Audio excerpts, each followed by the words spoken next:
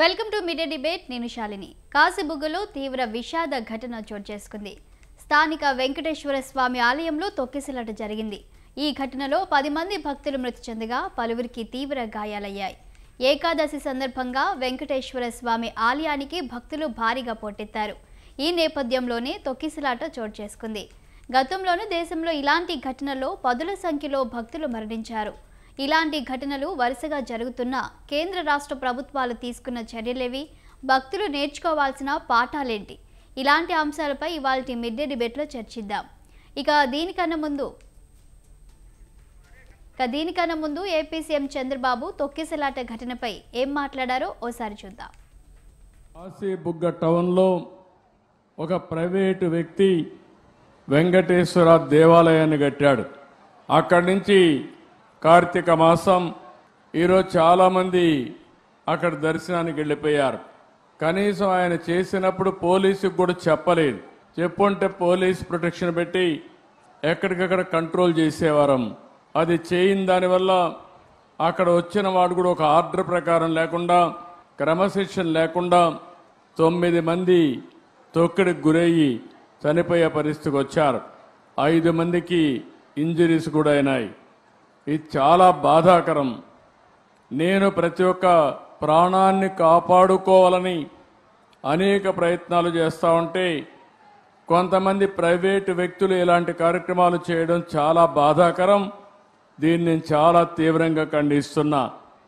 రాష్ట్రంలో అందరికి కూడా విజ్ఞప్తి చేస్తున్నా, మన ప్రాణం చాలా ముఖ్యం. ప్రాణాలు కాపాడుకోవాలంటే మనం కూడా ఒక బాధ్యతగా ఉంటే తప్ప ఓసారి వెళ్ళిపోవడం, ఎక్కువ మనుషులందరూ సమీకరణ కావడం, అక్కడ స్టాంపేడ్ జరగడం, ఇలాంటి దుర్ఘటనలు జరిగేదానికి దోహదం చేసే పరిస్థితి వస్తూ ఉంది. ఏదేమైనా మనం గుర్తుపెట్టుకోవాల్సింది, అమాయకులు చనిపోయారు. నేను చాలా బాధపడుతున్నా. అందుకని ఈ దుర్ఘటన పట్ల చాలా సీరియస్గా తీసుకుంటూ ఎవరైతే దానికి కారకులో వాళ్ళందరినీ కూడా ఇమ్మీడియట్గా కస్టడీలో తీసుకొని పూర్తి విచారణ చేసి తర్వాత ఏం చేయాలో తదుపరి చర్యలు చేపడతాం. ఇక చంద్రబాబు మాట్లాడిన వీడియోని మనం చూసాం. ఇప్పుడు డిబేట్లో పాల్గొనడానికి అనలిస్టు కృష్ణాంజనేయులు గారు ఉన్నారు. అలాగే యాప్కో కోఆర్డినేటర్ నేతి మహేశ్వరరావు గారు కూడా ఉన్నారు. వారితో మాట్లాడి తెలుసుకుందాం. నమస్తే అండి ఇద్దరికి. సార్, మరి ముందుగా మనం చూస్తున్నాము ఇవాళ కాశీబుగ్లో జరిగినటువంటి ఘటనను చూస్తే కనుక ఇప్పటిదాకా ముఖ్యమంత్రి చంద్రబాబు మాట్లాడిన ఆయన వ్యాఖ్యలను కూడా మనం చూస్తూ ఉన్నాము. మరి నేనైతే ప్రతి ఒక్కరిని కాపాడాలనే ప్రయత్నం చేస్తూ ఉన్నాను, కానీ కొందరు ప్రైవేట్ వ్యక్తులు ఈ విధమైనటువంటి కార్యక్రమాలు చేపట్టి ఇలా మరి ప్రాణాలు బలుగొనే ఈ ప్రక్రియ జరిగిందని కూడా ఆయన వ్యాఖ్యానిస్తూ ఉన్నారు. కానీ జనరల్గా అక్కడ ఆ ప్లేస్ 12 ఎకరాల్లో ఉంది. అక్కడ అది దాదాపుగా అక్కడ 2000 మంది భక్తులు అక్కడికి వస్తారని వింటూ ఉన్నాం. కానీ ఒక్కసారిగా 25,000 మంది వచ్చారు అనే వార్తలను అయితే వింటూ ఉన్నాం సార్. మరి దీన్ని ఎలా చూడాలంటారు? అంటే పోలీస్ ప్రొటెక్షన్ లేకుండానే ఇదంతా వాళ్ళు అక్కడ మరి కొనసాగిస్తూ ఉన్నారా ఈ కార్యక్రమాలన్నీ ఆ టెంపుల్లో అనుకోవచ్చా? కృష్ణాంజనేయులు. నమస్తే అండి, ప్యానల్ మెంబర్స్ అందరికి కూడా నమస్కారము. కాశీబుగ్గ వెంకటేశ్వర స్వామి ఆలయంలో జరిగినటువంటి తొక్కిసలాట, అక్కడ జరిగినటువంటి ఈ దుర్ఘటనలో మహిళలు, పిల్లలు ప్రధానంగా 10 మంది వరకు చనిపోయారు. ఇంకా ఈ సంఖ్య 1-2 అదనంగా పెరిగేదానికి అవకాశం ఉండొచ్చు అనేటువంటి చూస్తున్నట్టు ఉన్నాం. ఇంకొక 15 మందికి తీవ్రమైనటువంటి గాయాలు జరిగినటువంటి పరిస్థితి కూడా ఉంది. ఇది తీవ్రమైనటువంటి విషాద ఘటన. దీనికి సంబంధించినటువంటి విషయంలో ముఖ్యమంత్రి చంద్రబాబు నాయుడు మాట్లాడినటువంటి మాటల దగ్గర మనం ఒకసారి గమనిస్తే, నేను అందరు ప్రాణాలు కాపాడాలనుకుంటున్నాను, కానీ కొంతమంది ప్రైవేటు వ్యక్తుల నిర్లక్ష్యం వల్ల ఇలాంటి ఘటనలు జరుగుతున్నాయని, అది ప్రైవేటు వాళ్ళకి సంబంధించినటువంటి ఆలయమే అది అయ్యి ఉండొచ్చు. కానీ అందరి ప్రాణాలను కాపాడాలని భావించేటువంటి ముఖ్యమంత్రి ముఖ్యమంత్రికి సంబంధించి తన రాష్ట్రంలో జరిగేటువంటి వ్యవహారాల మీద ఆయనకి ఏమి నియంత్రణ ఉంది, ఈ అధికార యంత్రాంగం ఎంత మేరకు పనిచేస్తుంది, నిజంగా ప్రజల ప్రాణాలను కాపాడేటువంటి విధంగా ప్రభుత్వ యంత్రాంగాలు పని చేస్తాయా లేదా అని ముఖ్యమంత్రి ఒకసారి తన గుండె మీద చేసుకొని ఆత్మసాక్షితో ప్రశ్నించుకోవాలి. అంతే తప్ప ఏదో ప్రైవేటు ఆలయం, అది ప్రైవేటు ఆలయం అయితే అక్కడ ఘటన జరిగింది అని అంటే మరి ప్రభుత్వం ఏం చేస్తున్నట్లు, మరి ఇంటెలిజెన్స్ వ్యవస్థ ఏం చేస్తున్నట్లు, పోలీసు వ్యవస్థ ఏం చేస్తున్నట్లు? ఒక 25,000 మంది ఒక ఆలయం దగ్గరికి గుమిగూడుతున్నారు అని అంటే ఆ సమాచారం స్థానిక పోలీసులకి ఉండదా? సమాచారం ఉండదా? అదేవిధంగా ఎండోమెంట్ శాఖకు సంబంధించినటువంటి వ్యవహారంలో వాళ్ళ పరిధిలోకి రాకపోవచ్చు. వాళ్ళ పరిధిలోకి వచ్చిన ఆలయాలు, వాళ్ళకు ఆదాయం వచ్చే ఆలయాలు, వాటికి సంబంధించిన వ్యవహారాలు మాత్రమే ఎండోమెంట్ వాళ్ళు చూస్తారా? మిగతా భక్తులకు సంబంధించి అసలు 25,000 మంది ఒక ప్రైవేట్ ఆలయానికి వెళ్తున్నటువంటి పరిస్థితి, ఒక ఆలయం ఒక పరిధిలో ఇప్పుడు కాశీబుగ్గలో నిర్మాణం జరిగి 4 నెలల నుంచి కొనసాగుతున్నటువంటి పరిస్థితుల్లో ఈ విధమైనటువంటి తొలి ఏకాదశి రోజున ఎక్కువ మంది భక్తులు వచ్చేటువంటి పరిస్థితులు ఇవన్నీ అంచనా వేయటమో తెలుసుకోవటమో దానికి సంబంధించినటువంటి వ్యవహారము ఎండోమెంట్ డిపార్ట్మెంట్కి లేదా? వాళ్ళకి దగ్గర సమాచారం ఉంటే పోలీసులకు సంబంధించినటువంటి సమాచారం ఇవ్వటమో ఏదో ఒకటి చేసేదానికి అవకాశం ఉంటుంది కదా. ఈ విధంగా అసలు ప్రభుత్వాన్ని మొత్తాన్ని కూడా గాలికి వదిలేసి ఈ రోజున చనిపోయిన తర్వాత నేనేం చేయలేను, నిమిత్త మాత్రుణ్ణి అని చంద్రబాబు నాయుడు చెప్తున్నాడు అని అంటే నువ్వు నిమిత్త మాత్రుడు ఎందుకు అవుతావు? ముఖ్యమంత్రివి. రాష్ట్ర ప్రజల యొక్క ప్రాణాలు, మొత్తం రాష్ట్ర ప్రజలకు సంబంధించిన భవిష్యత్తు అంతా ముఖ్యమంత్రి చేతిలో ఉంటది. మరి దాన్ని వదిలిపెట్టి నేను నిమిత్త మాత్రుడిని, నేనేం చేయగలను అని అంటే మరి ఎందుకు ప్రభుత్వం? ఎందుకు మీకు 164 సీట్లు ఇచ్చింది? ఎందుకు ఈ ప్రభుత్వానికి ప్రజలు ఇచ్చినటువంటి పరిస్థితి? తగుదునమ్మా అంటూ సంవత్సరంన్నర ప్రభుత్వం వచ్చి ఎగేసుకొని ఎమ్మెల్యేలు, మా మంత్రులు, ముఖ్యమంత్రులు అందరూ ఇప్పుడు 1వ తారీఖు రాగానే పెన్షన్లు పంచడానికి పోతున్నారు. ఏంటి పెన్షన్లు పంచేది? మీరు పంచేది ఏంటి పెన్షన్? వాలంటీర్లు ఉంటే వాలంటీర్లు పంచేవాళ్ళు, వాలంటీర్లు లేరు, పోయారు. ఇప్పుడు గ్రామ వార్డు సచివాలయాలు, ప్రతి ఊర్లో గ్రామ వార్డు సచివాలయాలు ఉన్నాయి, ఉద్యోగులు ఉన్నారు, ఉద్యోగ వ్యవస్థ ఉంది, గ్రామ పంచాయతీలకు సంబంధించినటువంటి వ్యవస్థ ఉంది. మీరు పెన్షన్లు ఇచ్చారు, పెన్షన్లు పెంచారు ఎన్నికల సమయంలో. అది 1 నెల 2 నెలల్లో పెన్షన్ పంపిణీ చేస్తే ఒక అర్థం ఉంటుంది. దానిలో ఏదో నెల పండగలాగా వీళ్ళు దాన ధర్మాలు చేసినట్టుగా జనానికి ఊరిక పొలం అంటూ ఎల్లమ్మడి తిరిగి పెన్షన్లు బతుకున్నారు. ఆ పని మీరు చేయాల్సింది. ఈ విధమైనటువంటి అసలు ఎక్కడెక్కడ జనం గుమ్మిగూడుతున్నారు, ఎలాంటి ఇబ్బందులు వస్తున్నాయి, ఇవన్నీ ఏమన్నా అసలు ఆలోచించేటువంటి పరిస్థితిలో ప్రభుత్వం ఉందా? అసలు సంవత్సరంన్నర అయింది, ఎన్ని ఘటనలు జరిగినాయి? 3 తీవ్రమైనటువంటి ఘటనలు, ఇది 3వ ఘటన. అది తిరుపతిలో 6 చనిపోయారు. దానికి సంబంధించినటువంటి విషయంలో ప్రభుత్వం ఏమైనా బాధ్యత తీసుకున్నదా? ఇంతవరకు ఏమైనా వాళ్ళ మీద చర్యలు ఉన్నాయా? అధికారుల మీద చర్యలు ఉన్నాయా? కేవలం ట్రాన్స్ఫర్ చేసి వదిలేస్తే సరిపోయిద్దా? అది సింహాచలం సంబంధించినటువంటి గుడి దగ్గర అక్కడ గోడ కూలి మనుషులు చనిపోయినటువంటి పరిస్థితి ఉంది, భక్తులు చనిపోయినటువంటి పరిస్థితి ఉంది. దానికి సంబంధించినటువంటి విషయంలో కాంట్రాక్టర్ మీద కానీ లేదా గుడికి సంబంధించినటువంటి నిర్వాహకుల మీద కానీ ఏమైనా చర్యలు ఉన్నాయా? ఏమి లేవు. మీరు ఈ రోజున గమనిస్తే రాష్ట్రంలో ఒక ప్రైవేటుకు సంబంధించిన ఏది ఒక ఎమ్మెల్యేనో, అధికార పార్టీ ఎమ్మెల్యేనో లేదా రాజకీయ నాయకుడో వాళ్ళ ఇంట్లోకి సంబంధించినటువంటి పెళ్లి జరుగుతుంటే పొలమంటూ పోలీసులు వచ్చి రక్షణ మొత్తం భద్రతా వ్యవహారాలు మొత్తం చూస్తారు. మీరు అందుకే ఉందా పోలీస్ శాఖ? మీరు ప్రజలకు భద్రత ఇవ్వటానుకున్నారా? ఏ విధమైనటువంటి రాజకీయ నాయకులకు భద్రత ఇవ్వటానుకున్నారా? ఏంటి అసలు ఈ విధమైనటువంటి అసలు వ్యవస్థల మొత్తాన్ని సర్వనాశనం చేసేటువంటి విధంగా వ్యవహారం నడుస్తున్నటువంటి పరిస్థితి ఉంది. ఎమ్మెల్యేల తీరు, ప్రతి ఎమ్మెల్యే, అన్ని రాజకీయ పార్టీలు అధికారం ఉంది ఎవరు? తెలుగుదేశం, జనసేన, బీజేపీ కూటమి. ఎమ్మెల్యేలు అసలు అధికారాలకు సంబంధించినటువంటి ఎంఆర్ఓలు, ఎండిఓలు, ఈ మొత్తానికి సంబంధించినటువంటి అధికార వ్యవస్థ, పోలీసులకు సంబంధించినటువంటి వాళ్ళు అసలు చీమ చెట్టుకు మన మొత్తం ఎమ్మెల్యేలకు చెప్పే అన్ని పనులు చేయాలి. అసలు వాళ్ళ పని వాళ్ళని చేసుకునేట్లేదు. వాళ్ళ పనుల్లో కూడా వీళ్ళే దూరుతున్నారు. మరి వాళ్ళ పని వాళ్ళు చేసుకునేట్లేదు, వాళ్ళ పని సక్రమంగా జరిగేటువంటి పరిస్థితి లేదు. పోనీ ఎమ్మెల్యేలు ఏమన్నా ఇప్పుడు కాశీబుగ్గకు సంబంధించినటువంటి వ్యవహారంలో మరి అక్కడ ఉండేటువంటి ఎమ్మెల్యే ఆవిడ ఏం చేస్తున్నారు? గౌతు శిరీష. మరి ఆవిడ ఇప్పుడు వచ్చి లబోదిబోమంటూ కన్నీళ్లు పెట్టుకుంటే సరిపోతాయా? ఇప్పుడు మేము పరిహారం ఇస్తాం, 2 లక్షలు పరిహారం ఇస్తాం వాళ్ళ కుటుంబాలకి. ఈ 2 లక్షల పరిహారాలు ఇస్తే వాళ్ళ కుటుంబాలకు జరిగినటువంటి నష్టాన్ని ఎవరిస్తారు? ఒక తల్లి ఆ అబ్బాయి బాబు చనిపోయినటువంటి పరిస్థితిలో విలవెల్లాడుతున్నటువంటి పరిస్థితి, గుంటెల అవిసిపోయేలాగా ఆవిడ ఏడుస్తున్నటువంటి తన కొడుకు ప్రాణాలని ఈ ప్రభుత్వం తీసుకురాగలదా? అని 1, 2 వరుస సంఘటనలు జరుగుతుంటే ప్రభుత్వం మొద్దులతో పోతుందా? ఎందుకు ఈ ప్రభుత్వం ఉండి? ఈ ప్రభుత్వం వల్ల ప్రయోజనం ఏంటి? ఎవరు ప్రాణాలు కాపాడాలని ముఖ్యమంత్రి ఏం చేస్తున్నారు చెప్పనండి. ఈ ఘటనలన్నీ ఎందుకు జరుగుతుంది? దీనికి ముఖ్యమంత్రి బాధ్యుడు కాదా? ఎండోమెంట్ మినిస్టర్ బాధ్యుడు కాదా? హోంమంత్రి బాధ్యుడు కాదా?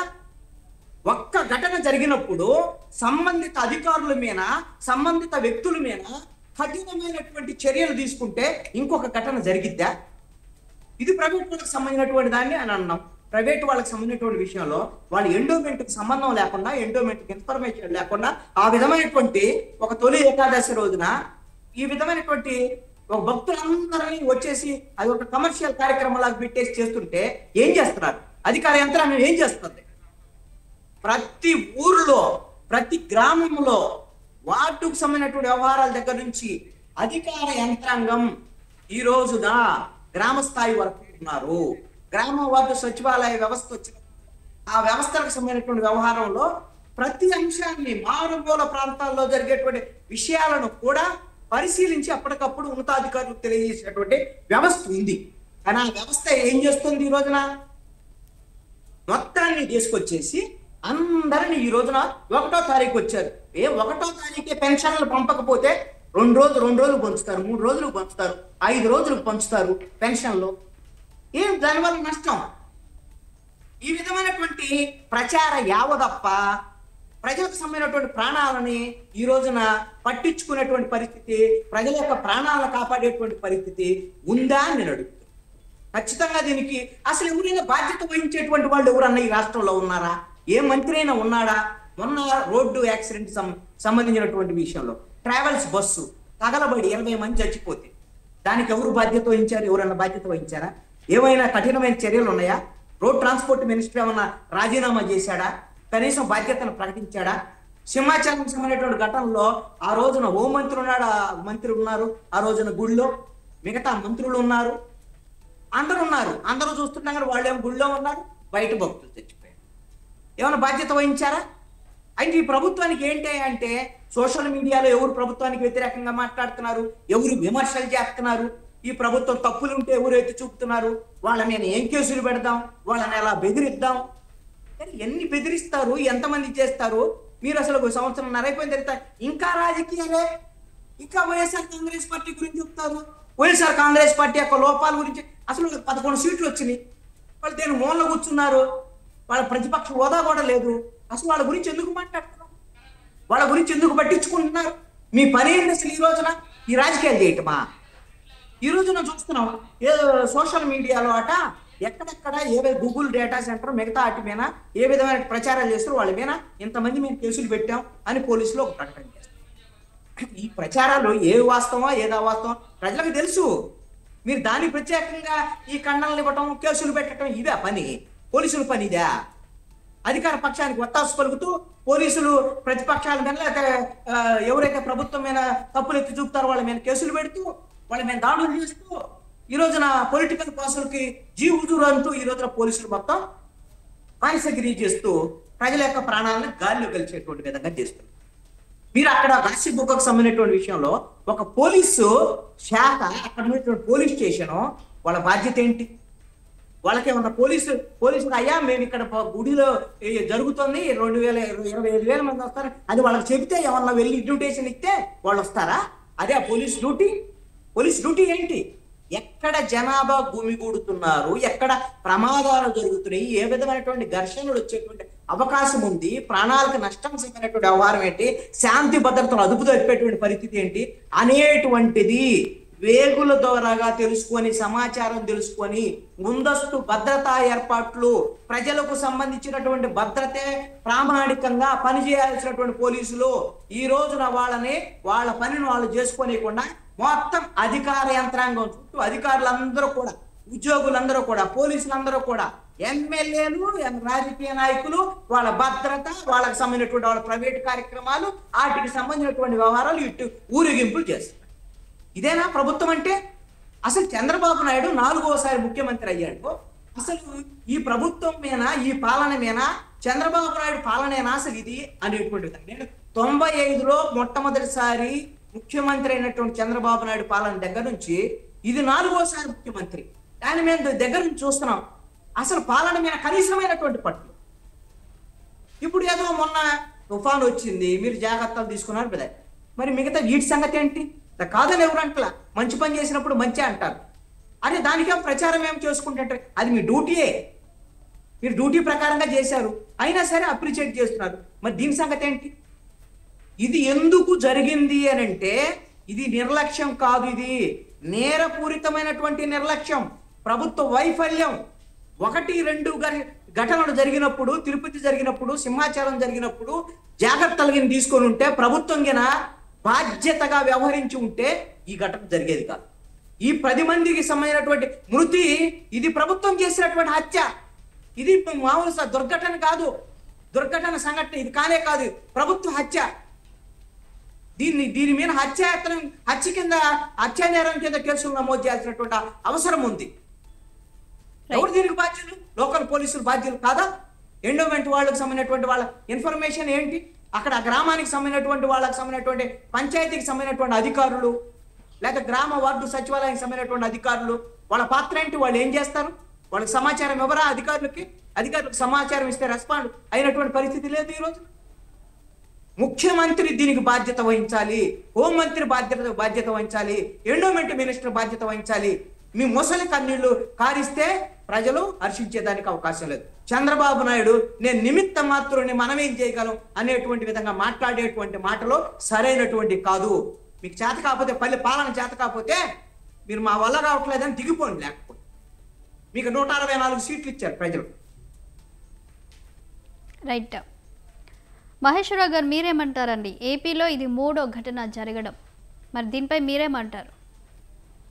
ఇక్కడ నేను ఒక వీడియో చూశాను, వాళ్ళ అబ్బాయి చనిపోతే లేవరా నేడుస్తా ఉన్నారు. అసలు ఆ సంఘటన చూస్తే మనకి అంత బాధ అనిపిస్తుంది. ఎందుకంటే ఇట్లాంటి సంఘటనలు కూడా ఇంకా ప్రభుత్వం పదే చూస్తా నిర్లక్ష్యంగా ఉండి, ఇప్పుడు ముఖ్యంగా అసలు పెన్షన్ పంచడానికి ఏళ్ళకేంటి ప్రచారం, నవంబర్ 1 లేదా తెల్లారాలకి వెళ్ళి పెన్షన్ ఇవ్వాలా? ఇది ఏ విధానం నాకు అర్థం కావట్లా. అంటే ఏం చేస్తున్నారు? రెండోది, వ్యవస్థ వచ్చేకి పోలీసులు కేసు పెట్టాలన్నా, ఇది చిన్న పని చేయాలన్నా ఎమ్మెల్యే పర్మిషన్ కావాలి. ఎమ్మెల్యే పర్మిషన్ ఎందుకు కావాలి? అంటే వాళ్ళ బాధ్యత, వాళ్ళందరినీ కూడా వచ్చేసి వస్తువు విగ్రహాలతో చేసేసి మొత్తం వ్యవస్థను నిర్వీర్యం చేసిన ఫలితమే కదా ఇది. దీన్ని మళ్ళీ మాది బాధ్యత కాదు ప్రైవేట్ వ్యక్తులు అంటే, ప్రభుత్వంలో ఉంది అదే కదా. సంఘటన జరిగింది తిరుపతిలో, ఎస్, ఇలాంటి సంఘటనలు జరగకూడదు. తొలి ఏకాదశి అంటే జనాలు వస్తారని తెలుసు, అన్ని గుళ్ళకు వస్తారు.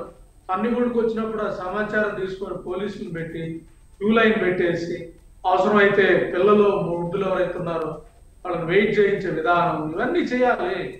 ఆ పిల్లలు చనిపోయారు ఆడ చూస్తే. అసలు ఇంకో రెండో బాధాకర అంశం ఏంటంటే, అసలు ఈ రోజు దేవుని దర్శించుకుంటూ స్వర్గానికి, ఇట్లాంటి మూఢనమ్మకాలే సమాజాన్ని ముందుకు తీసుకెళ్ళాలి. సమాజాన్ని తీసుకెళ్లాల్సిన పరిస్థితుల్లో ఇలాంటి టైట్ సిచ్యువేషన్ లో పిల్లలు తీసుకెళ్లడం తల్లిదండ్రులు కూడా ఆలోచించాల్సిన పరిస్థితి ఉంది. ఎందుకంటే నేను జనరల్ గా ఏదన్నా గుడిలో రష్ ఉందంటే అసలు ఆ రోజు గుడికి కూడా వెళ్ళను నేను. ఇంకా మా పెదనాన్న చెప్పేవాడు, ఏదైనా గుడికి తీసుకెళ్తే ఆ గుడిలో ఫుల్ క్యూ ఉందంటే గుడి వెనక ఏదైనా పండగ లేదా టెంకాయ కొట్టి వెళ్ళిపోయేవాడు. అంటే దేవుడు ఎక్కడైనా ఉంటాడో, దేవుడు మనం ఆ రోజు చూడాలనేది. అలాంటి ఒక మూఢనమ్మకాలు ఒకేసారి 25,000 మంది 30,000 మంది ఇది ఒక ఏలం ఏంటంటే ఇది కూడా ఆలోచించాలి. ముఖ్యంగా మత సమస్యలు ఆలోచించాలి. ఏం కాదు, ఆ ఒక్కరోజు చూడటం వల్లనే మనకి మోక్షం కలగదు. దేవుడు ఎప్పుడైనా చూడొచ్చు. అట్లాంటి అన్ని మూఢనమ్మకాలే. ఆ మూఢనమ్మకాలు పెట్టి ఒక్కరోజు ఈ రోజు చూడకపోతే అయిపోతుంది అన్నప్పుడు మొత్తం పనులన్నీ మానేసుకుని అందరూ వచ్చి చూసే విధానం. పోనీ ఆ విధానం ఉన్నప్పుడు ప్రభుత్వం ఏం చేయాలి? వాళ్ళ సెంటిమెంట్ ప్రకారం విధానం ఉంది, దీన్ని వర్కౌట్ చేయాలి కదా. వర్కౌట్ చేయాలన్నప్పుడు 25,000 మంది అంటే ఎన్ని క్యూలు పెట్టాలి, ఎంత హంగామా చేయాలి, ఆ గుళ్ళో ఎంత సెటప్ చేయాలి, ఎంతమంది పోలీసులు ఉండాలి. ఏం చేస్తా ఉన్నారు? ఏమీ లేదు. ప్రజలకు సంబంధించిన ఏమి ఉండవు. ప్రచార ఆర్భాటం, ఆ ఒప్పంగానే 4 రోజులు గమ్ముకుంటాం, సోషల్ మీడియాలో అటు ఇటు అయిపోవటం. ఆ ప్రభుత్వమైనా ఈ ప్రభుత్వం పెద్దగా ఏం లేదు. వీళ్ళు ఉన్నప్పుడు ఆ ప్రభుత్వంలో జరిగిందని విపరీతంగా మాట్లాడే పరిస్థితి. అవన్నీ చెప్పుకొచ్చారు వీళ్ళు. మరి వీళ్ళు ఉన్నప్పుడు వాళ్ళు అదే విపరీతంగా మాట్లాడతారు. ఒక వారం రోజులు డిస్కషన్ అయిపోతుంది, రివ్యూ ఉండదు. మళ్ళీ దాని తాలూకు ఇంప్రూవ్మెంట్ ఏంటనేది ఏ ఇష్యూలో కూడా లేదు. నేను చెప్తున్నా, ఏ ఇష్యూలో కూడా లేదు. నిన్న బస్సు సంఘటన ఉంది. ఈ బస్సు సంఘటన ఎందుకు జరిగింది? డ్రైవర్ నిర్లక్ష్యం ఉంటుంది, మద్యం తాగి రోడ్డు మీద పడేసే పరిస్థితి ఒకటి ఉంది. ఇవన్నీ కూడా ఏమన్నా రివ్యూ చేశారు భవిష్యత్తులో? ఇప్పుడు సపోజ్ హైదరాబాద్ వెళ్ళి బస్సు వెళ్తా ఉన్నాయి, మధ్యలో ఇవ్వడం తాగేసి బయట పడేశాడు, మరి దాన్ని ఏం చేస్తారు? ఏదన్నా తీవ్రవాదులు లేదా ఉగ్రవాదులకు సంబంధించిన వాళ్ళు రోడ్డు మీద బైక్ పడేస్తారు, ఏం చేస్తారు? పెట్రోలింగ్ ఉండాలి కదా, బస్సు తాలూకా రోడ్ సేఫ్టీ అధికారులు ఉండాలి కదా, పెట్రోలింగ్ జరగాలి కదా, ఏమన్నా జరుగుతా ఉన్నాయని చూడాలి కదా, సీసీ కెమెరాలు ఉండాలి, అట్లీస్ట్ లైట్లన్నా ఉండాలి కదా, లైట్లన్నా ఉండాలి కదా. ఇప్పుడు రివ్యూ అయితే చేయాలి కదా, రివ్యూ అయితే చేయాలి కదా. ఇవేమీ లేకుండా మొత్తం ప్రికాషన్స్ చెప్పాలి కదా, ఇలా జరిగింది అలా జరిగిందని చెప్పాలి కదా. ఇప్పుడు కూడా గుళ్ళో చూస్తా ఉంటే దానికి కూడా ప్రికాషన్స్ సిస్టమ్ ఉండాలి కదా. తిరుపతిలో జరిగింది, మీరే చెప్పారు ఆ రోజు, సడన్ గా అయింది, తిరుపతిలో అయింది, మనమే చూసాం. ఇదన్నీ కూడా సంఘటన తొక్కిసలాట వల్ల జరిగింది. దాని నుంచి ఏం చేయాలి? ఇన్స్ట్రక్షన్స్ ఇవ్వాలి. ఎవరైనా అధికారులు తప్పు చేస్తే వాళ్ళకి శిక్షించాలి, వ్యవస్థ మీద పడాలి, కంట్రోల్ రావాలి. చంద్రబాబు నాయుడు గారికి 4వ టర్మ్, ముఖ్యంగా టర్మ్ పెరిగే కొద్ది ఆయన ఎఫిషియన్సీ తగ్గడంతో పాటు ఈ ప్రచారం నిన్న చూస్తే తుఫాను సంబంధించి చేసేస్తే ఇంకా కొన్ని ఛానల్లో చూస్తున్నాం, వాళ్ళకి వల్ల కాలేదు కానీ వల్ల అయితే తుఫాను కూడా దిశ మళ్లించే విధంగా పనిచేస్తాడు, టెక్నాలజీ వాడతాడు చంద్రబాబు నాయుడు. అంటే ఇంక ఈ రకమైన ప్రచారం, ఈ రకమైన విధానం ఇవన్నీ కూడా చూస్తా ఉంటే ఆయనకి ఎలా ఉందో కానీ తెల్లగా చూసే జనాలు కూడా ఎబ్బెట్టుగా ఉంది. కాబట్టి ఒక నిర్మాణాత్మక ప్రతిపక్ష పాత్ర చేసే మేము చెప్తున్నాం, దీన్ని మార్చుకోండి. ఒక సంఘటన తీసుకోండి, సంఘటన రివ్యూ చేయండి. ఆ రివ్యూ తాలూకా నెక్స్ట్ ఏకాదశో లేదా శ్రీరామనవమో లేదా ఏదైనా పండగ లేదా ఏదైనా ఉత్సవం ఏదైనా తిరణాలు, ఒక ఊర్లో తిరణాలు కూడా దొరుకుతాయి, గంగమ్మ జాతరలు అట్లాంటి. ఆ తిరణాలు జరిగినప్పుడు అక్కడ ఎలా ఎంతమంది వస్తారు ఏంటి, దాని తాలూకు ఎక్విప్మెంట్స్ సిస్టము, ఎందుకంటే ఉంది కూడా మీరే కదా. మతం పేరు చెప్పిన బీజేపీ ఉంది, దాని తాలూకా జనసేన ఉంది. మీరంతా కూడా హిందూ మతాన్ని ఉద్ధరిస్తామనే కదా మీరు అందరూ వచ్చేసి. మీరు ఉద్ధరించిపోయినా పర్లేదు, మా ప్రజలు ప్రాణాలు తీయద్దని చెప్తా ఉన్నాం. ప్రజలు ప్రాణాలు తీయద్దు, పిల్లలు ప్రాణాలు తీయద్దు అనేది ఆమ్ ఆద్మీ పార్టీకి మేము చెప్పదలుచుకుంటున్నాం. ఇప్పటికైనా ఒక ఇష్యూ జరిగితే రివ్యూ చేయండి, అనలైజ్ చేయండి, ఎందుకు లోపాలు వచ్చినాయో చూడండి, దాన్ని మళ్ళీ రివైజ్డ్ పాలసీ పెట్టండి, ఒక్కొక్క ఇష్యూస్ వెళ్ళే విధంగా చూడండి. అది ప్రైవేట్ కూడా అయినా పబ్లిక్ కూడా అయినా ఏదైనా గవర్నమెంట్ పరిధిలో ఉంటుంది కాబట్టి ఆ గుడిలో వెళ్ళే విధానం, ఎండోమెంట్లు ఉంటేనే నా గుడి, ఎండోమెంట్ లేకపోతే నా గుడి కాదు కదా. ఎండోమెంట్లో ఉంటేనే నా గుడి అంటే ఆ గుడి ఆదాయం నాకు వస్తేనే నా గుడి, ఆ గుడి ఆదాయం నాకు రాకపోతే ప్రైవేట్ వ్యక్తులు అంటే ముందు ఆ గుడి నిర్వహించిన ప్రైవేట్ వ్యక్తులను అరెస్ట్ చేయండి. ఈ మొత్తం చనిపోయిన 10 మందికి అటెంప్ట్ మర్డర్ కింద కేసు పెట్టేయండి, మర్డర్ కేసు పెట్టేయండి, వాళ్ళ మీద ఆ ట్రస్టీ సంబంధించిన కేసు పెట్టేయండి. ఈసారి ప్రైవేట్ వాళ్ళు ఆ విధంగా అనుకుంటే వాళ్ళు కట్టుకోవడానికైనా ఏది చేసుకోవడానికైనా ఖచ్చితంగా వాళ్ళు అనుమతులు అయితే తీసుకుంటారు కదా సార్. అనుమతులు తీసుకునే కదా వాళ్ళు కట్టుకోవడం కానీ ఈ కార్యక్రమాలు చేయడం కానీ ఏదో ఒకటి ఉంటుంది. ఏది లేకుండా అయితే గవర్నమెంట్స్ వాళ్ళని చేయనివ్వరు కదా. సో అలాంటప్పుడు ఇలాంటి సమయాలు కూడా వాళ్ళు ప్రొటెక్షన్ ఇస్తే బాగుండేది కదా ప్రభుత్వం నుంచి కూడా. ఇప్పుడు నేను అనేది, ఇప్పుడు ఆ గుడి నిర్వహణ చేసే వ్యక్తులు ఓకే, వాళ్ళు విపరీతంగా ప్రచారం చేశారు, అవి చేశారు, వాళ్ళు నిర్వహించలేదంట, ఆ ట్రస్టీ మెంబర్లు అరెస్ట్ చేయండి అమ్మా, వాళ్ళ బాధ్యతలు చేయాలి. నేనంటే ఏ గుడైనా ఎండోమెంట్లు ఉన్న గుడైనా ఇలా నిర్లక్ష్యం వల్ల చనిపోతే వాళ్ళ మీద సస్పెండ్ చేసి వాళ్ళ మీద కేసు పెట్టి అటెంప్ట్ మర్డర్ కింద కేసు పెట్టాలి. ఆ పిల్లోడు చనిపోయాడు, ఆ పిల్లోడు చనిపోవడానికి బయటకు వస్తారా? మీరు ఇచ్చే డబ్బులు ఇచ్చే బయటకు వస్తుందా? వాళ్ళ బాధ బయటకు వస్తుందా? రాదు కదా. అంటే ఒకసారి అయితే పర్లేదు, ప్రతిసారి ఇది జరుగుతూ ఉంటే ఇది దుర్మార్గం కదా. ఇటు మీద రివ్యూ చేయాలి కదా, ఇటు మీద వర్కౌట్ చేయాలి కదా, ఇటు మీద గైడ్ లైన్స్ ఉండాలి కదా, ఒక పాలసీ ఉండాలి కదా. అలాంటి రోజు ఇది ఇష్యూ అని రెండోది ఎడ్యుకేట్ చేయాలి కదా. మత సంస్థలు కూడా మూఢనమ్మకాలు కాదు, ఏ రోజైనా దేవుని దర్శించుకోవచ్చు ప్రశాంతంగా. ఎలా కుదిరితే ఈ రోజు గుడికి వెళ్ళటం కన్నా కూడా ఇంట్లో పొంగలు పెట్టుకోండి, వైకుంఠ ఏకాదశి రోజు పూజ చేసుకోండి అని చెప్పొచ్చు కదా. ఇవన్నీ రెండు వైపులా పనిచేయాల్సిన అవసరం ఉంది. ప్రజల ప్రాణాలు, వాళ్ళ అమాయకులు పాపం, వాళ్ళకి ఈ రోజు కలిస్తే మనకు అన్ని కలిసి వస్తాయి అన్న ఆ భ్రమ ఒకటి. రెండోది వచ్చేకి నిర్లక్ష్యంతో పనిచేస్తున్న వ్యవస్థలు, ముఖ్యంగా ఈ ప్రైవేట్ గుళ్ళు ఏవైతే ఉన్నాయో వీళ్ళ ప్రచార ఆర్భాటం, ఇవన్నీ కలిపి చిన్న చిన్న పిల్లల ప్రాణాలు తీసాయి. నేనేంటంటే ఆ పిల్లల కాడికి గుడి దేవుడు ఏమీ తెలియదు పాపం, ఏదో తల్లిదండ్రులు పిలిస్తే వచ్చారు. ఆ పిలిచిన తల్లిదండ్రులు పిలిస్తే వాళ్ళు ఈ రోజు ప్రాణాలు కోల్పోవడం అంటే బాధాకర అంశం. అంటే ఎందుకంటే అట్లాంటి ఇష్యూ చూడటానికి కూడా మనసు చెల్లించే పరిస్థితి. అంటే ఇంక వాళ్ళ తల్లిదండ్రుల పరిస్థితి ఎలా ఉందో మనం ఒకసారి అర్థం చేసుకోవాలి. మొన్న కూడా బస్సులో ఒక 2 పిల్లలు తల్లిదండ్రులు కూడా చనిపోతే ఆ పిల్లల్ని కప్పుకొని చనిపోయే పరిస్థితి. అంటే వాళ్ళు చనిపోవడానికి ముందే వాళ్ళిద్దరు చుట్టుకొని చనిపోవడం అంటే ఎవరైనా వచ్చి బయటకు తీసే లోపల పిల్లలు ఏమన్నా బతుకుతారేమో అంటే అంత జరుగుతా ఉన్నా కూడా వీడియో గేములు అంటే వీడియోలు తీస్తా ఉన్నా ఎవరు కూడా లోపలికి వెళ్ళి సాహసం చేయకుండా నిజంగా మానవత్వం ఉండుంటే ఆ రోజు చైర్లు తీసుకొని మొత్తం చుట్టుపక్కల అద్దాలను పగలగొట్టుంటే ఎంతో మంది బయటకు వచ్చేవాళ్ళు. ఒకవైపు సామాజిక స్పృహ లేదు, ఎడ్యుకేషన్ లేదు, రెండో వైపు ప్రభుత్వాల నిర్లక్ష్యం. ఫస్ట్ రోజు వచ్చి పెన్షన్ పంచుతున్నాం ఎన్ని పథకాలు, రాజకీయ పథకాలు ఇచ్చేసేది నేను ఇచ్చా అంటే పాత రోజుల్లో రాచరికంలాగా ప్రజల్ని పెంచగాళం చేయటం, ప్రజల్ని భక్తి బానిసత్వం పెంచేయటం, భక్తి పెంచేస్తే బానిసత్వం వస్తుంది అని కూడికి చేస్తారు. దుర్మార్గంగా ఉన్నారు. ఆంధ్రప్రదేశ్ రాజకీయం చెత్త రాజకీయం అనకూడదు, కానీ ఇలాంటి చెత్త రాజకీయాలు ఎక్కడ కూడా మనం చూడడం. బహుశా ఒకప్పుడు కొన్ని రాష్ట్రాలు మనం అనుకునే వాళ్ళం, అంతకంటే దారుణమైన పరిస్థితి. కాబట్టి ఇప్పటికైనా దీన్ని రివ్యూ చేసుకోవాలి. ముఖ్యమంత్రి చంద్రబాబు నాయుడు గారు దీన్ని బాధ్యత వహించాలి. అది కూడా చేయాలి. మాదే బాధ్యత, మేము నిర్లక్ష్యం వహించాం, ఇక్కడి నుంచి దీన్ని కవర్ చేస్తామని చెప్పాలి. కానీ సో ప్రైవేట్ వ్యక్తులు నేను ట్రై చేస్తున్నాను, నా వల్ల అవ్వట్లేదంటే it shows in your inefficiency మీకు కనపడిందంటే మీరు రాష్ట్ర ముఖ్యమంత్రిగా అర్హులు కాదనేది మేము చెప్పదలుచుకున్నాం. ఆ భాష కూడా మిగతా వాళ్ళకు కూడా భయపెట్టే విధంగా ఉంటుంది. కాబట్టి ఇప్పటికైనా అంశానికి బాధ్యత తీసుకొని భవిష్యత్తులో ఇలా జరగకుండా మేము ఇలాంటి కార్యక్రమాలు చేస్తాం, ఇలా ముందుకు వెళ్తాం అని కూడా చూడాలి. రెండోది ప్రజలు కూడా ఈ పిల్లల ప్రాణాలు ముఖ్యం, మీ పెద్దల ప్రాణాలు ముఖ్యం. సో ఈ దేవుడు ఈ రోజు చూస్తే మనం అన్న మూఢనమ్మకాలు అవన్నీ కూడా మతంలో నమ్మకం ఉండాలి కానీ మూఢనమ్మకం ఉండకూడదు. మూఢనమ్మకం మన పిల్లల భవిష్యత్తును కూడా పణంగా పెట్టే అంత మూఢనమ్మకాలు ఉండకూడదు అనేది ముఖ్యంగా. ఆ మూఢనమ్మకాలు పెంచే ఈ సంస్థలు ఎవరైతే ఉన్నారో వీళ్ళందరూ కూడా మత భావజాలం అందరూ కూడా వాళ్ళను కూడా అరికట్టాలి. వాళ్ళను కూడా ఇవేళ తీసుకెళ్లి చైతన్యం వైపు తీసుకొచ్చి, విజ్ఞానం వైపు ప్రజలు తీసుకొచ్చి ఇలాంటి సంఘటనలు జరగకుండా భవిష్యత్తులో ఇట్లాంటి సంఘటనలు చూడటానికి కూడా ఇష్టపడని పరిస్థితులు ఉన్నాయి. కాబట్టి ఇలాంటి జరగకూడదు. భవిష్యత్తులో కూడా ఇట్లాంటి ఇష్యూస్ ముఖ్యంగా పిల్లల్ని ఇలాంటి రోజు తీసుకెళ్లకుండా నియంత్రణ చేయాలనేది ప్రభుత్వాన్ని కోరుతా ఉన్నా. ధన్యవాదాలు. రైట్ సార్, ఇక ఘటనా స్థలం నుంచి మా శ్రీకాకుళం ప్రతినిధి రాంబాబు ఉన్నారు. ఒకసారి తాజా సమాచారాన్ని అడిగి తెలుసుకుందాం. రాంబాబు చెప్పండి, ప్రస్తుతం అక్కడ పరిస్థితి ఎలా ఉంది?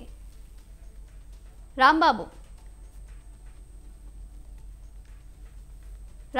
ప్రస్తుతం ఘటనా స్థలం దగ్గర పరిస్థితులు ఎలా ఉన్నాయి?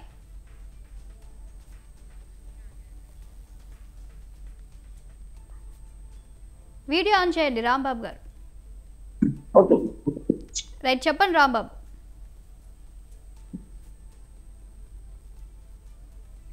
హలో, వీడియో కనెక్ట్ వినబడుతుంది రాంబాబు గారు, చెప్పండి.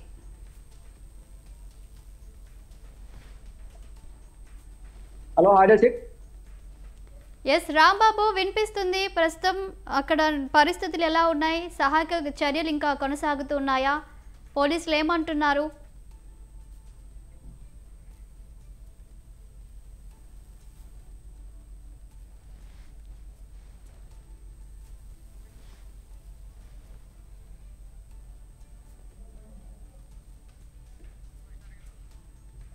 రైట్ రాంబాబు, చెప్పండి. ఇక ఘటనా స్థలంలో ప్రస్తుతం సహాయక చర్యలు కొనసాగుతున్నాయా? ఇక లోకల్గా ఉన్నటువంటి పోలీసులు ఏం చెబుతున్నారు?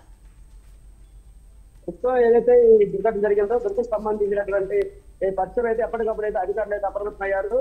సంఘటన స్థలం చేరుకున్నారు. ఆలయంలో ఉన్నటువంటి చెదగాత్రులను అదేవిధంగా మృతదేహాలను కూడా అయితే మాత్రం పలాస హాస్పిటల్ తరలించారు.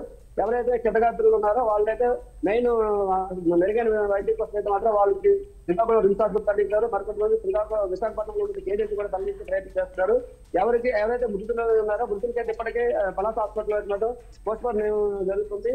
పలాస హాస్పిటల్ మొత్తం ఎవరైతే మృతదేహాలు ఉన్నాయో వాళ్ళకి సంబంధించిన బంధువులతో హాస్పిటల్ మొత్తం పిలిచిస్తుందని చెప్పాలి.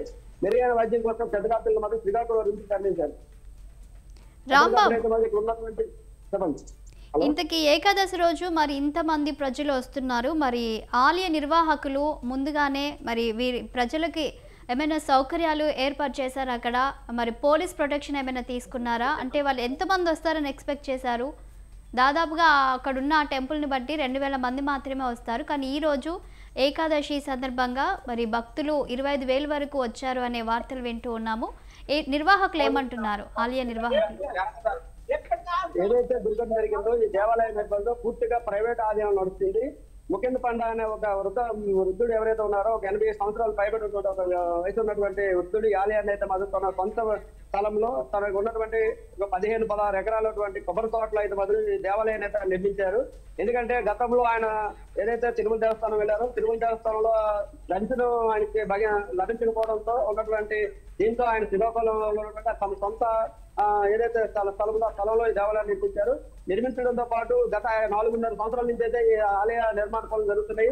రీసెంట్ గా ఒక సంవత్సరం నుంచి అయితే మాత్రం ఈ స్వామివారి దర్శనానికి అయితే మాత్రం ప్రజలను ఆయన అనుమతిస్తున్నారు. ఓ పక్క ఆలయానికి అయితే మాత్రం నిర్మాణం జరుగుతూ ఉంది, మరో పక్క ఆలయంలో అయితే భక్తులకు దర్శనం కూడా జరుగుతుంది నేపథ్యం కలుస్తుంది. అయితే ఏదేమైనప్పటికీ కూడా ఆలయంలో ఉన్నటువంటి సిబ్బంది కూడా పూర్తిగా ప్రైవేట్ ఆలయంలో ఉన్నటువంటి వ్యక్తి ఎవరైతే ఈ పండా అన్న ఉన్నారో పండా అనే వ్యక్తి ఆధ్వర్యంలో వాళ్ళకి జీతభత్యాలు వస్తున్నాయి.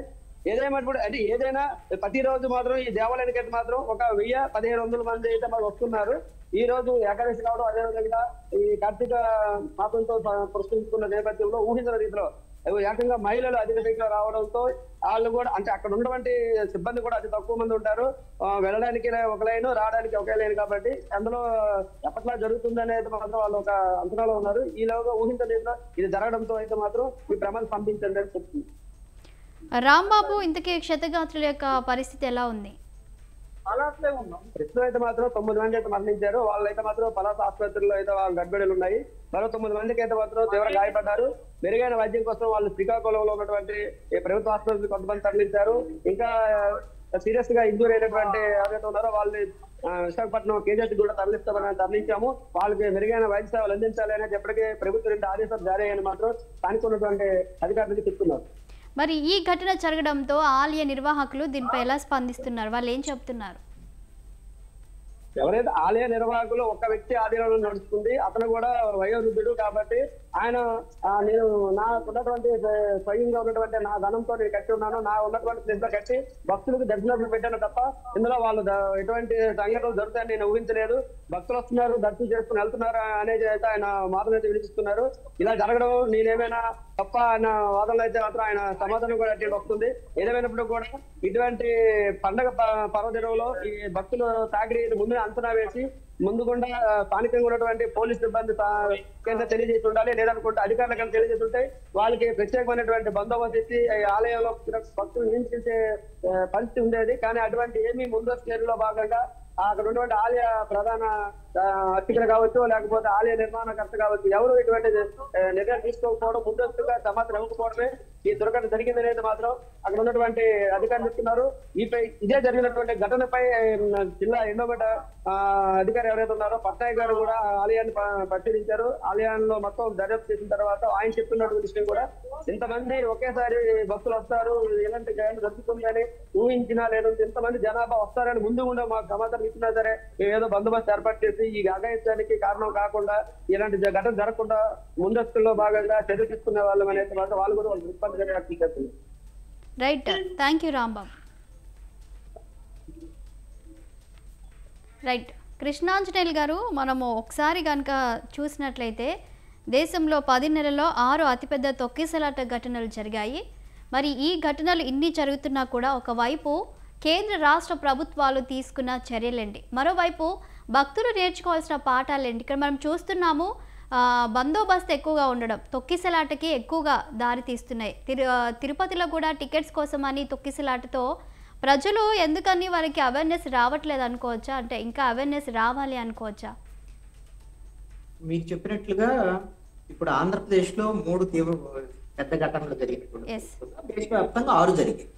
అంటే ఒక బాబాకు సంబంధించినటువంటి ఖాళీ ధూళి కోసం ఎగబడి 10ల సంఖ్యలో చనిపోవడానికి కారణమైనటువంటి ఈ అంధభక్తులు ఈ విధంగా వాళ్ళ ప్రాణాలని ఈ రోజున పణంగా. అసలు ఇంత వేలం వెర్రిగా ఒకే చోటకి ఇంతమంది ఒకే రోజు వెళ్ళటం అనేటువంటిది ఇంతకన్నా బుద్ధిమాలిన పని ఇంకేమన్నా ఉంటుందా? భక్తి కావచ్చు, మీకు భక్తి ఉండొచ్చు, మీ భక్తి ఉన్నంత మాత్రాన ఇప్పుడు అక్కడికి వెళ్ళిన తర్వాత వాతావరణం తెలుస్తుంది కదా. వెళ్ళిన తర్వాత విపరీతంగా ఉన్నారు అనేటువంటిది మహిళలకి చిన్నపిల్లలకి ఇబ్బంది ఉంటుంది అనేటువంటిది అర్థమయ్యేటువంటి పరిస్థితే కదా. వెళ్ళిన తర్వాత కళ్ళతో చూసిన తర్వాత ఆయన అక్కడ నుంచి కొంచెం బయటపడేటువంటి ప్రయత్నం, అక్కడికి లోపలికి వెళ్లకుండా ఉండేటువంటి ప్రయత్నం చెయ్యాలి కదా. అంటే ఇంకేం లేదు, వేలంవేరిగా వెళ్ళిపోవటమే. మనమేమైనా గొర్రెలమా? మనుషులం కదా, మనకు బుర్ర బుద్ధి ఉండాలి కదా. ఇప్పుడు ఈ రోజున ప్రాణాలు కోల్పోయిన తర్వాత మరి వాళ్ళని తిరిగి తీసుకురాగలిగినటువంటి పరిస్థితి ఎవరికీ లేదు. ప్రభుత్వాల ఫెయిల్యూరు వాళ్ళదే ఉంటది. దీన్ని డైవర్ట్ చేయడం ఇంకొక ఏదో ఇష్యూ తీసుకొస్తారు, 2 రోజులకి చర్చ అంతా అయిపోయింది, వాళ్ళకి డబ్బులు ఇచ్చామని చెప్పి ఇచ్చేస్తారు. ఇక్కడ ఒక ఘటన జరగటం అనేటువంటి దాని మీద ఘటనలు జరుగుతాయి, ప్రమాదాలు జరుగుతాయి. మరి దాని నుంచి మనం ఏమి నేర్చుకుంటున్నాం? నేర్చుకొని ఇంకొకసారి ఇలాంటి ఘటనలు జరగకుండా ఎలాంటి జాగ్రత్తలు తీసుకున్నాం అని అధికార యంత్రాంగం చూసుకోవాలి.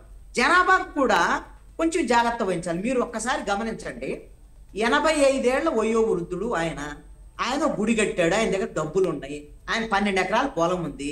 కట్టి పడేస్తే ఇక జనం అందరూ వచ్చేస్తే ఏంటి? అంత బాధ్యతారహితమైనటువంటి వ్యవహారమా కాదా?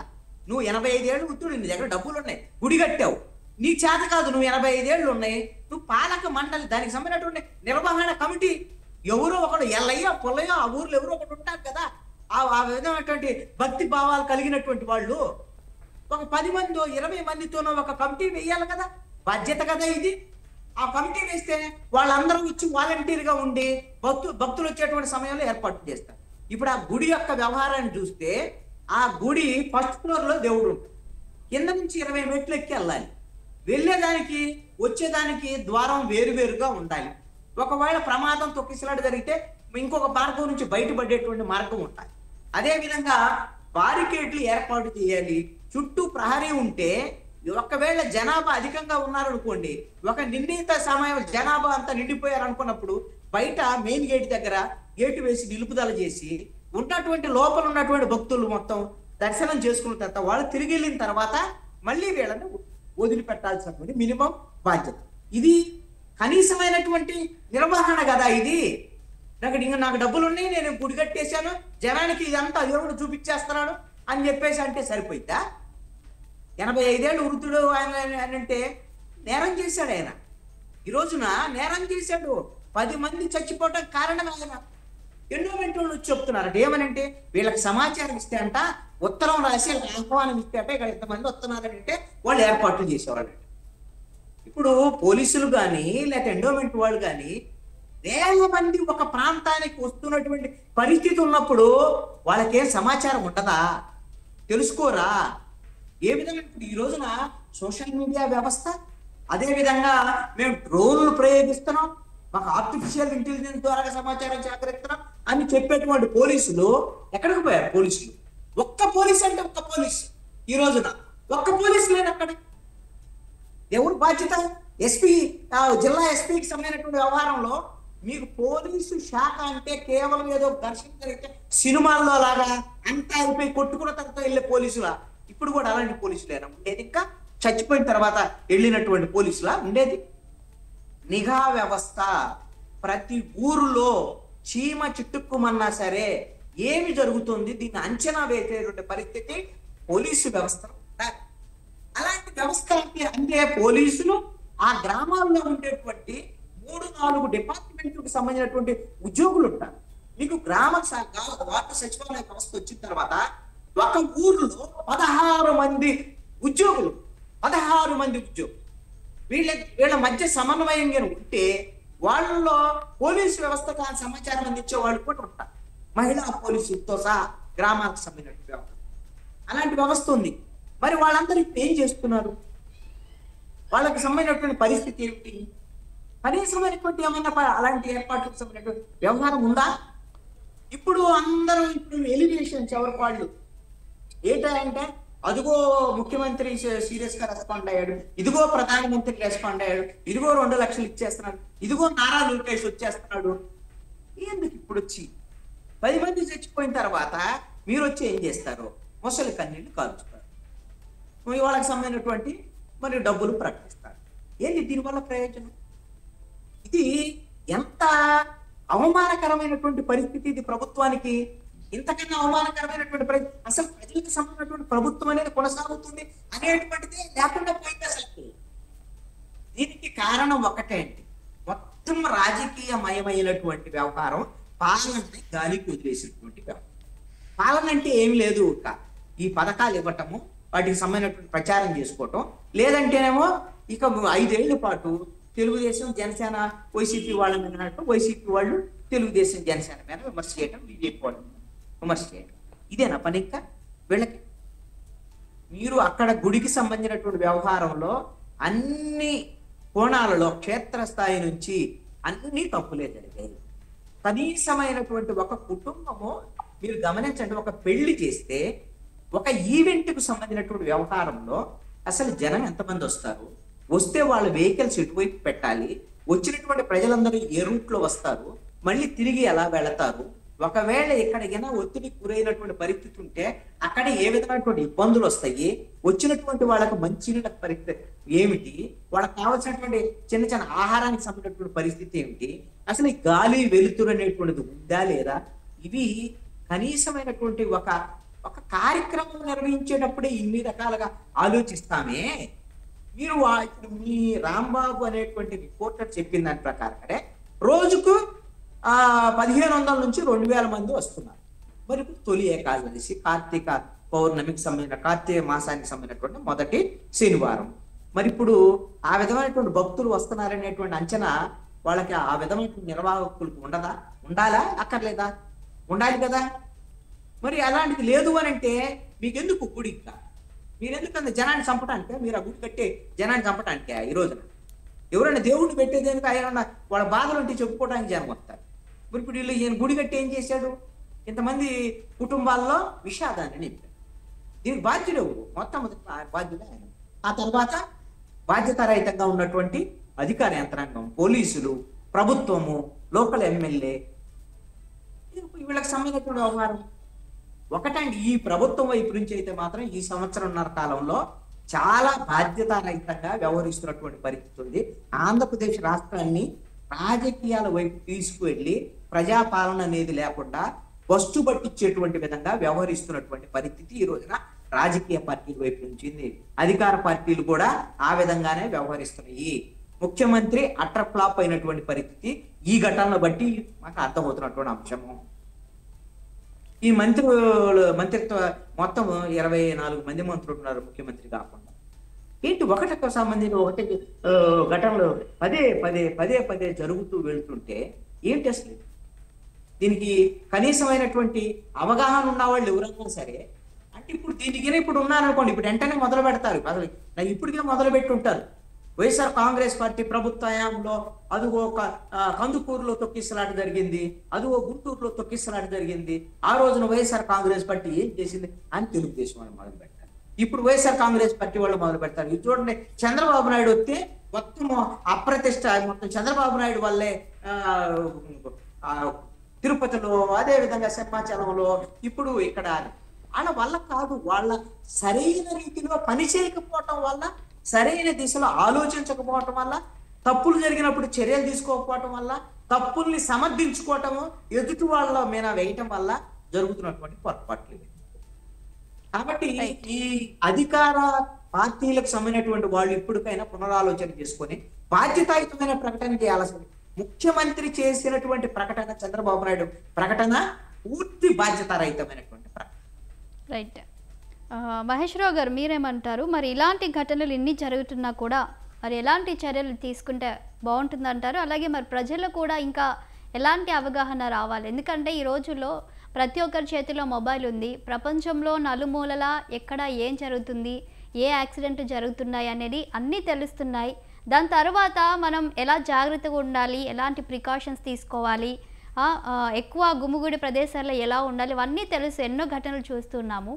అయినా కూడా ప్రజలు ఈ విధంగా గుంపులుగా వెళ్ళడము, తొక్కిసలాట చేసుకోవడము, తర్వాత ఇది ప్రభుత్వాలకి నష్టం కాదు, ప్రజలకే నష్టం. అయినా కూడా వారిలో అవగాహన రావటం లేదు. ఇంకా ఎలాంటి వారికి ఏ విధమైనటువంటి అవగాహన కల్పించాలి ప్రభుత్వం నుంచి? మేడం, యాక్చువల్గా ఒక కంపెనీలో ఏదన్నా ఇష్యూ జరిగితే ఇష్యూ తాలూకా రివ్యూ చేస్తారు, అడుగుతారు దాన్ని. ఇప్పుడు పెర్ఫార్మెన్స్ ఇవాల్యుయేషన్ అంటాము, దాన్ని వెరిఫై చేస్తాం. అంటే ఇష్యూ జరిగింది, కారణాలు ఏంటి, దీన్ని జరగకుండా మనం ఏం చేస్తున్నాం అనేది, దాన్ని ఇంకేమన్నా మోడిఫై చేసే విధంగా వర్క్ చేసే విధానం ఉంటుంది. అంటే అదొక సిస్టమ్. అంటే ఎప్పుడు కూడా తప్పులు జరుగుతుంటే దాన్ని కవర్ చేసుకుంటూ దాన్ని ఇవాల్యుయేషన్ చేసే విధానం ఉంటుంది. ఇక్కడ ఏంటంటే దురదృష్టం ఏంటంటే ఇప్పుడు ఈ సంఘటన జరిగింది, 2 రోజులు వార్తలు వస్తాయి, ఈ లోపల ఏదో ఒక వార్తని తీసుకొచ్చేస్తారు, అయిపోతుంది. సో ఇదే సంఘటనని నేను అడుగుతా ఉంది. సో తిరుపతిలో ఇష్యూ జరిగింది, మొన్న అసెంబ్లీ సెషన్స్ జరిగాయి, వైసీపీలో ఎలా తిరుపతిలో ఇష్యూ జరిగింది, ఇష్యూలు ఇంతమంది చనిపోయారు, కారణాలు ఏంటి, దానికి మీరు ప్రికాషన్స్ ఏం తీసుకున్నారు, భవిష్యత్తులో ఇలాంటి రాకుండా ఏమన్నా ఉన్నాయనేది అసెంబ్లీలో అడగాల. వాళ్ళు అడిగినప్పుడు కదా ప్రభుత్వం చేయలేనప్పుడు వెళ్ళిపోతుంది ప్రభుత్వం వరక. సో ఇష్యూ వచ్చినప్పుడు మాట్లాడుతున్న తర్వాత అయిపోతుంది, వీళ్ళకి అసలు బాధ్యత లేదు, వర్కౌట్ లేదు అనేది ప్రభుత్వం సైడ్ ఉంది. ఎవరు మాట్లాడతారు? అసలు రాష్ట్రంలో ఇంపార్టెంట్ సమస్యలే వదిలేసి 24 గంటలు ఒకటే ప్రచారం, ట్రోల్స్, ఈ డిస్కషన్, ఒక చెత్త డిస్కషన్ తప్ప రాష్ట్రంలో రివ్యూ సిస్టమ్ ఎక్కడ ఉంది, అధికారులు ఎక్కడ పనిచేస్తా ఉన్నారు, స్వతంత్రంగా ఎక్కడ ఉంది, మొత్తం వన్ మ్యాన్ ఆర్మీ షోలో అన్ని చంద్రబాబు నాయుడు చేయాలి, అన్ని లోకేష్ బాబు చేయాలి, అన్ని పవన్ కళ్యాణ్, ముగ్గురేనా ప్రభుత్వం అంటే? ముగ్గురేనా? కాదు కదా. మంత్రులు స్వతంత్రంగా ఎక్కడ పనిచేస్తున్నారు, మంత్రులు ఓన్ గా రివ్యూ చేసే విధానం ఎక్కడ ఉంది, ఎమ్మెల్యేలు ఓన్ గా కూర్చొని రివ్యూ చేసే విధానం ఎక్కడ ఉంది? వీళ్ళందరికీ ఇన్స్ట్రక్షన్స్ ఇవ్వాలి కదా, ఎమ్మెల్యేలందరికీ. ఏమి జరగకుండా కంప్లీట్ గా వెళ్ళే విధానం మనం చూస్తా ఉంటే, సో మొత్తం రాజకీయంగా వెళ్ళటం, రాజకీయంగా మాట్లాడటం, రాజకీయం చేసే విధానమే కనపడతా ఉంది. కానీ రివ్యూ సిస్టమ్ లేదు, రివ్యూ సిస్టమ్ ఫెయిల్యూర్ అయిందనేది నేను చెప్పదలుచుకుంటున్నా. ఇప్పుడు ఈ సంఘటన కూడా 2-3 రోజుల తర్వాత అయిపోతుంది. ఇది రేపు అసెంబ్లీలో మాట్లాడాలి కదా, అడగాలి కదా, ప్రశ్న చేయాలి కదా, దాని మీద ఇష్యూ చేయాలి కదా, దాని మీద మాట్లాడాలి కదా. ఇది నేను చెప్పదలుచుకుంటున్నది. అదేమి లేకుండా వాళ్ళు రాగానే వీళ్ళని విమర్శించడం, వీళ్ళు రాగానే వాళ్ళు విమర్శించడం అయిపోయింది. తర్వాత వచ్చేకి మళ్ళీ దాని రివ్యూ ఉండదు, ఏముండదు. ఇది ఒకటి. రెండోది వచ్చేకి ఒక్క నిమిషం సార్ మహేష్ రావు గారు, మాజీ మంత్రి సీదిరి అప్పలరాజు గారు అక్కడ ట్రీట్మెంట్ చేస్తున్నట్టు తెలుస్తుంది. ఒక్కసారి మా ప్రతినిధి రాంబాబుని అడిగి తెలుసుకుందాం. రాంబాబు మ్యూట్ తీయండి.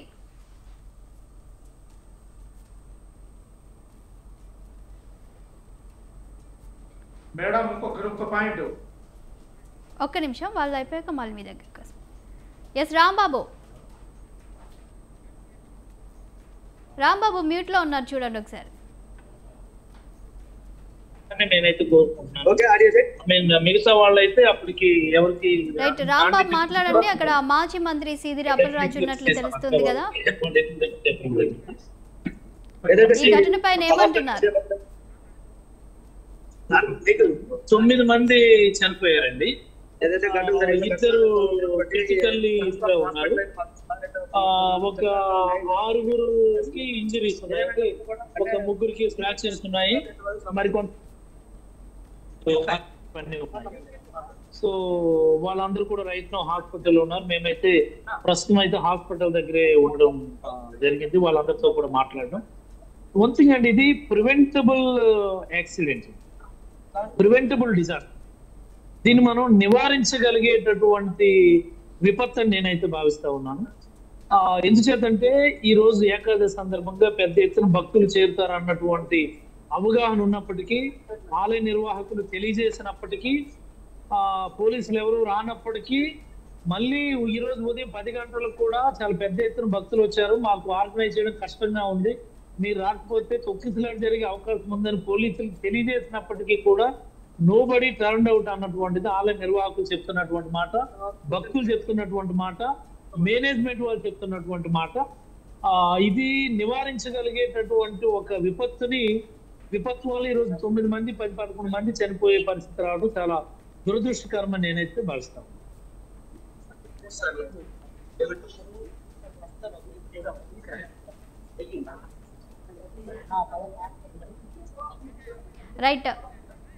రైట్ రాంబాబు హోల్డ్లో ఉండండి. మహేశ్వరరావు గారు చెప్పండి. మహేశ్వరరావు గారు.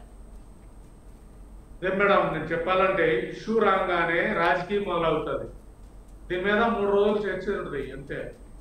సో ఇది నేను కందుకూరు సంఘటన అప్పుడు కూడా చూసాను. కందుకూరు సంఘటన కూడా ఇదే, ఇరుగు సందులో పెట్టేశారు, జనాలు వచ్చారు, చనిపోయారు. ఆ రోజు అప్పుడు ప్రభుత్వం ఉంది, తర్వాత రివ్యూ చేయాలి కదా ఇలాంటి సంఘటనలు, జనాలు తొక్కిసలాట ఇవన్నీ జరగకుండా ఉండడానికి ప్రికాషన్స్, ఒకవేళ ఇమీడియట్ గా మనం ఎలా రెస్పాండ్ అవ్వాలి, వీటన్నిటిది ఉండాలి.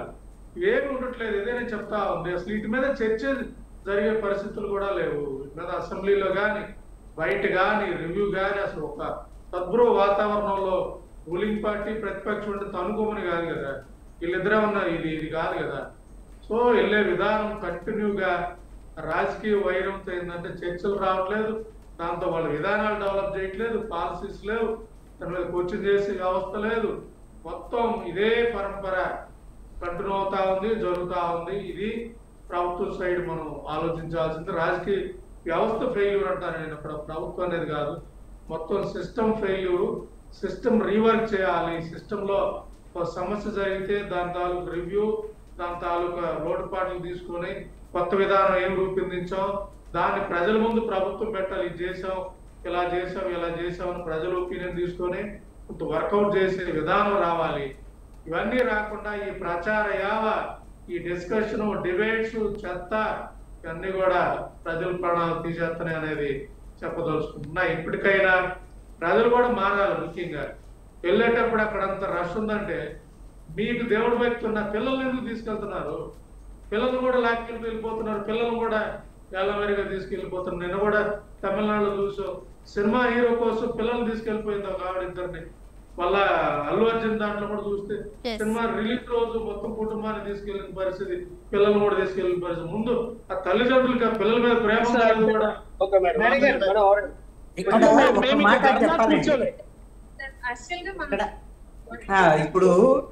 ఇప్పుడు సిరిరి అప్పలరాజు వాళ్ళ కోసమే మేము ఉన్నాం. మీకేమి మా వాళ్ళు అడ్డముండదు, ఓకేనా? మా వాళ్ళు మీకు ఏమైనా అడ్డం ఉంటే నేను పక్కకు పెడతాను, ఇబ్బంది ఏం లేదు. మీ పని మీద చేసుకున్నాం, ఓకేనా? You need not worry about it, okay? You need not worry about. మీరు పని చేసుకుంటారు కాబట్టి మేము అక్కడికి రాలేదు, ఇక్కడ ఉన్నాం మేము, ఓకేనా? ఆ లైన్ లోకి వస్తే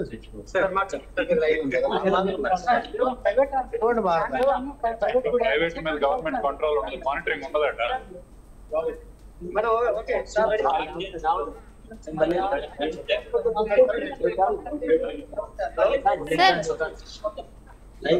నమస్కారం అమ్మా. సార్ చెప్పండి సార్, ఈ ఘటనపై మీరు ఏమంటారు సార్? మీ అభిప్రాయం ఏంటి? ఇప్పటికే మీరు అక్కడ ట్రీట్మెంట్ చేస్తున్నట్టు కూడా మేము చూస్తున్నాం సార్ లైవ్ లో, దీనిపై మీరు ఏమంటారు sir? Actually being a doctor, సమాచారం తెలిసిన వెంటనే నిమిషాల్లో అక్కడ చేరుకోవడం అయితే జరిగింది. మేము వెళ్ళేసరికి అక్కడ డెడ్ బాడీ చెల్ల చెదురుగా పడి ఉండడం, ప్రజలందరూ హాహాకారాలు చేస్తూ పరుగులు పెడుతూ ఉండడం.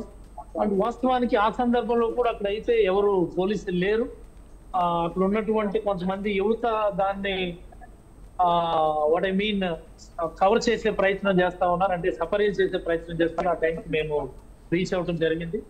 సో పడి ఉన్నటువంటి బాడీలకు ట్రయల్స్ అంటాము, అంటే బతికే అవకాశం ఉన్నటువంటి వాళ్ళు, చనిపోయినటువంటి వాళ్ళు ముందుగా ఐడెంటిఫై చేసి బతికే అవకాశం ఉన్నటువంటి వాళ్ళకే ముందుగా మనం ట్రీట్మెంట్ చేయాలి, అందరికీ ట్రీట్మెంట్ చేయాలన్నటువంటి ఆ ప్రయత్నం. అలాంటి పరిస్థితుల్లో మనం అలాంటి వార్ జోన్ లోనూ ఇలాంటి విపత్తు జరిగినప్పుడు మనం చేయకూడదు. ఆ ట్రయల్స్ లో భాగంగా బతకడానికి అవకాశం ఉన్నటువంటి వాళ్ళని వెంటనే ఐడెంటిఫై చేసి, స్వీబుల్ పల్స్ ఉన్నటువంటి ఇద్దరిని ఐడెంటిఫై చేసి వాళ్ళని వెంటనే అంబులెన్స్ ఎక్కించి బేసిక్ లైఫ్ సపోర్ట్ సిపిఆర్ చేసి వెంటనే హాస్పిటల్కి అయితే పంపించడం జరిగింది.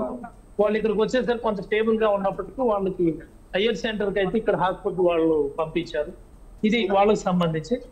మిగతా క్షతగాత్రులు అంటే చనిపోయినటువంటి వాళ్ళ గురించి మాట్లాడితే మా కుర్రవాళ్లే బాడీస్ అన్నిటిని ఎత్తి ఒక దగ్గర చేరవేయటం, అంబులెన్స్ సమాచారం ఇచ్చి అంబులెన్స్ రప్పించడం, ఆ తర్వాత పోలీసులు అందరూ కూడా అయితే అక్కడికి చేరుకోవడం జరిగింది. ఇది నా దృష్టిలో బీయింగ్ ఏ డాక్టర్ ఇంతసేపు మాట్లాడింది, being a politician, local incharge గా, ఇక్కడ లోకల్ ఎమ్మెల్యేగా, మాజీ మంత్రిగా అయితే పోలీసులు లేదా ఇప్పుడు ఉన్నటువంటి ప్రభుత్వ అధికారులు వాళ్ళు చేయాల్సినటువంటి basic actions, basic preventive measures అయితే తీసుకోలేదు. దాని వలన ఈ ఘటన జరిగిందని నేనైతే భావిస్తున్నాను. ఏం చేద్దంటే ఆ గుడికి ప్రతి శనివారం 10,000-15,000 మంది విజిట్ చేస్తారు. అది ఇక్కడ అడ్మినిస్ట్రేటర్స్ తెలుసు, పోలీసులు తెలుసు. ఆ సమయంలో శనివారం పూట పోలీసులు వచ్చి చూసుకొని వెళ్ళడం కూడా పరిపాటే. మరి ఈ రోజు ఏకాదశి సందర్భంగా ముందస్తుగా నిర్వాహకులు పోలీసులు సమాచారం ఇచ్చినప్పటికీ అక్కడ ఎలాంటి పోలీస్ బెటాలియన్ పెట్టలేదు, పోలీసులు పెట్టలేదు. ఈవెన్ 10 గంటల సమయంలో పెద్ద ఎత్తున భక్తులు వచ్చేస్తే నిర్వాహకులు పోలీసులు ప్రత్యేకంగా తెలియజేశారు, ఇక్కడ చాలా పెద్ద ఎత్తున భక్తులు వచ్చారు. తొక్కిసలాట జరిగే అవకాశం ఉంది, మీరు ఒకసారి వస్తే బాగుంటుందంటే పోలీసులు తిరిగి ఆ ధర్మకర్తకి నిర్వాహకులకి చిట్టారు. మీరు ఈ టైం ఇప్పుడు చెప్తే మేము చేంజ్ చేస్తామయ్యా అని చెప్పి చిట్టి వినుకున్నారే తప్ప పోలీసులు అక్కడ వెంటనే వెళ్దాం అన్నటువంటి ప్రయత్నం చేయకపోవడం వల్ల జరిగినటువంటి సంఘటన నేనైతే భావిస్తా ఉన్నాను. ఏది ఏమైనప్పటికీ మా పలాస్ చరిత్రలో ఇలాంటి సంఘటన గతంలో ఎప్పుడు మేము వెళ్ళలేదు. ఈ విపత్తు జరగడం మా అందరికీ దుఃఖసాగరంలో ముంచింది, మా అందరినీ చాలా బాధాకరమైనటువంటి పరిస్థితిలోకి ముంచింది. ఈ సమయంలో రాజకీయాలు మాట్లాడడం కరెక్ట్ కానప్పటికీ బట్ ప్రభుత్వం తన బాధ్యతను నిర్వహించలేదు అన్నటువంటి ఆవేదనతో ఈ మాటలు కూడా నేనైతే మాట్లాడుతూ ఉన్నాను. మీకు తెలియజేస్తూ సెలవు తీసుకుంటాను. ధన్యవాదాలు. రైట్, థ్యాంక్ యూ అండి. ఈ గుడికి సంబంధించి ఇది 6 నెలల క్రితమో 4 నెలల క్రితం ప్రారంభమైంది కాదండి.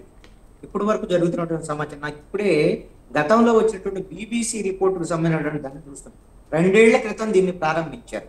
2 ఏళ్ల నుంచి ఈ గుడి నడుస్తున్నటువంటి పరిస్థితి.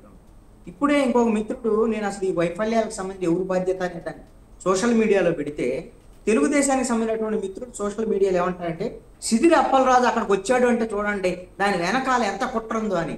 అంటే ఇప్పుడు చనిపోయారు, దానికి బాధ్యతగా ఎవరు కూడా అధికారులు, ఆయన డాక్టర్ గా వచ్చాడు అంటే సిదిరి అప్పలరాజు వచ్చాడు కాబట్టి వైఎస్ఆర్ కాంగ్రెస్ పార్టీ వాళ్ళు వచ్చారు అంటే ఈ విధంగా ప్రజల్ని తప్పుదారి పట్టించేటువంటి విధంగా ఈ విధమైనటువంటి పార్టీలకు సంబంధించినటువంటి వాళ్ళు ఉన్నారు అని అంటే రేపొద్దున వీళ్ళ కుటుంబాలకు సంబంధించినటువంటి వాళ్ళకి ఏదైనా నష్టం జరిగితే కూడా ఇంతే మాట్లాడతారు. అసలుకి ఇంత బాధ్యత రహితంగా వ్యవహరిస్తున్నారు రాజకీయ పార్టీలు అనేది అర్థం. రైట్, మరి థ్యాంక్ యూ అండి. టైం అయిపోయింది. ఇక ఇవాళ మిడ్ డే డిబేట్లో పాల్గొన్నటువంటి కృష్ణాంజనేయులు గారికి అలాగే మహేశ్వరరావు గారికి థ్యాంక్ యూ అండి, ఇద్దరికి కూడా. ఇది వాళ్ళ మిడ్ డే డిబేట్. చూస్తూనే ఉండండి స్వతంత్ర.